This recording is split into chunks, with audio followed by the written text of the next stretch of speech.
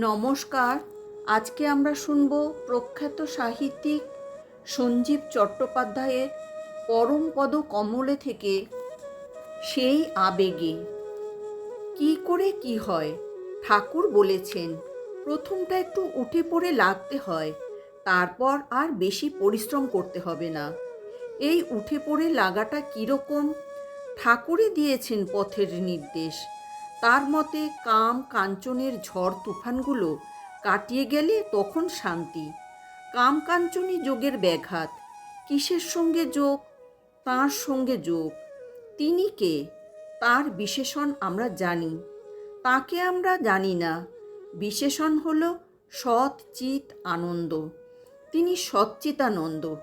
সেই যোগে মানুষ সৎ হবে, নিজের সঙ্গে নিজের যোগ হবে, চিৎকে চৈতন্যকে সে খুঁজে পাবে, স্বরূপের দর্শন পাবে, ফলে সে আনন্দের সন্ধান পাবে।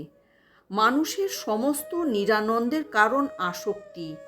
আসক্তি তার ভয়ঙ্কর দুটি বস্তুতে, কাম আর কাঞ্চন। এই বস্তু গাঁট ছড়ায় বাঁধা। কামের সঙ্গে প্রয়োজন কাঞ্চনের, আবার কাঞ্চন এলে আসবে কাম। এই দুই বস্তু মানুষের চেতনাকে আচ্ছন্ন করে ফেলে। অস্বীকার করার উপায় নেই, এ আমাদের প্রত্যক্ষ অভিজ্ঞতা।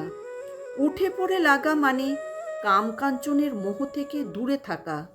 দূরে থাকা মানে মন থেকে দূর করা। মন থেকে তাড়াতে না পারলে মন ছোক ছোক করবে। ঠাকুর বলেছেন, মনই সব জানবে। জ্ঞানী বলো আর অজ্ঞানী বলো, সবই মনের অবস্থা।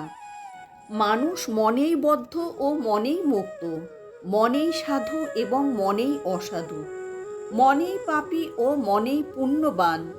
তার মানে পথ হলো সুদৃঢ় ইচ্ছা, বাহন হলো মন। মাঝি গোপীদের বলেছিলেন, এক মন না হলে আমি যমুনা পার করি না। গোপীরা ভাবলেন মাঝি বুঝি ওজনের কথা বলছেন। না, ওজন নয়, মাঝি বলছেন মনের কথা। এক মন এক কৃষ্ণ।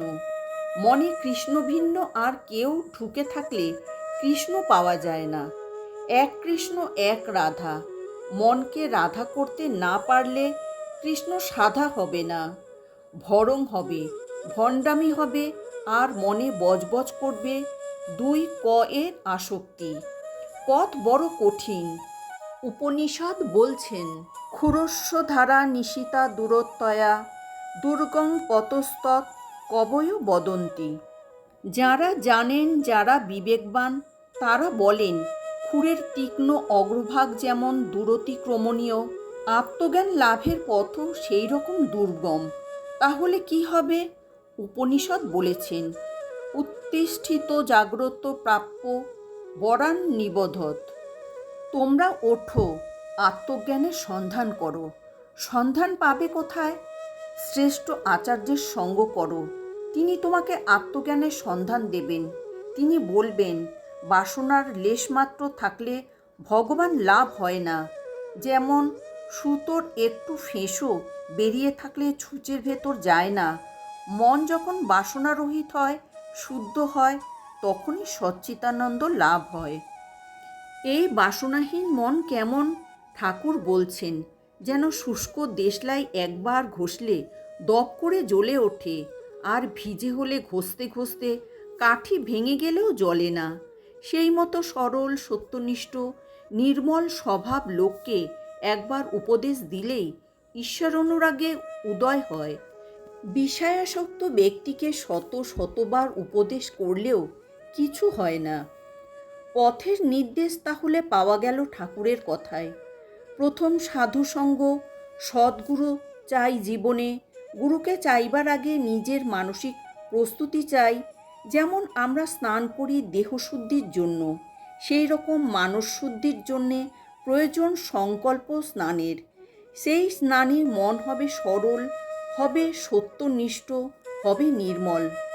এই তিন গুণ নিয়ে যেতে হবে গুরুর কাছে, কারণ এমন আকাঙ্ক্ষীকেই একবার উপদেশ দিলেই ঈশ্বর অনুরাগের উদয় হয়। অনুরাগের উদয় হলো, তবু বাকি রয়ে গেল অনেক পথ। অনুরাগ মানে রুচি, নামে রুচি। অন্য কথা, বিষয় কথা ভালো লাগছে না। কেবলই মনে হচ্ছে মনে বনে কোণে নির্জনে কিছু ভাবি। সংসারের সব কাজই করছি বড়লোকের দাসীর মতো। আমার করছি বটে, কিন্তু বেশ একটা বোধ ক্রমেই জন্মাচ্ছে এর কিছুই আমার নয়। অনুরাগ থেকে আসবে বিরাগ বৈরাগ। বড়লোকের দাসীর মন পড়ে থাকে নিজের বাড়ির দিকে। সেই নিজের বাড়ি হলো নিজের ভিতর, আলোকিত, মোহমুক্ত, নির্ভার এক অবস্থা। বাইরে থেকে ভিতরে আসতে হলে চাই অনাসক্তি। তুলসীদাসজির কথা, সব ছোড়োয়ে সব পাওয়ে। বৈরাগ্য থেকে আসবে অভাব বোধ, তৃপ্তি নেই কোনো কিছুতেই। শঙ্কর যেমন বলেছেন, ন যোগে ন ভোগে ন বাজি মেধে। ভোগ যোগ বিষয়কর্ম কোনো কিছুই ভালো লাগছে না, ভীষণ এক শূন্যতা। এই অবস্থা হলো বিরহের অবস্থা। সর্বশরীর জ্বলে যাচ্ছে, শ্রীমতীর অবস্থা। কৃষ্ণ বিরহে শরীর পুড়ে যাচ্ছে, শীতল শিলায় শয়ন করলে পাথর পুড়ে যাচ্ছে, মহাপ্রভুর অবস্থা। ঠাকুর বলছেন পাওয়া যায় তাঁকে, কিন্তু সেই আকুতি চাই। কীরকম? গুরু শিষ্যকে জলে চুবিয়ে ধরলেন, কিছুক্ষণ রেখেই ছেড়ে দিলেন। শিষ্য বাতাসের আশায় ছটপটিয়ে মাথা জলের ওপর তুলল। গুরু বললেন, কি বুঝলে? যা বুঝলে সেই বোঝা লাগাও ঈশ্বরকে পাওয়ার জন্যে। ঠিক ওই রকমই হলে তবে তাকে পাওয়া যায়। এইবার আমার প্রশ্ন আমার কাছে, পারবে ওই ছটপটানি আনতে? অ্যামেচার সাধক সারা জীবন শিয়ান পাগল বুঁচকি বকল হয়েই কাটবে নাকি? কৃপা করুন কৃপাময়। জননীং শারদাং দেবীং রামকৃষ্ণং জগদ্গুরুং পাদপদ্মে তয়ো সিদ্ধা প্রণমামি মুহুর্মুহুঃ।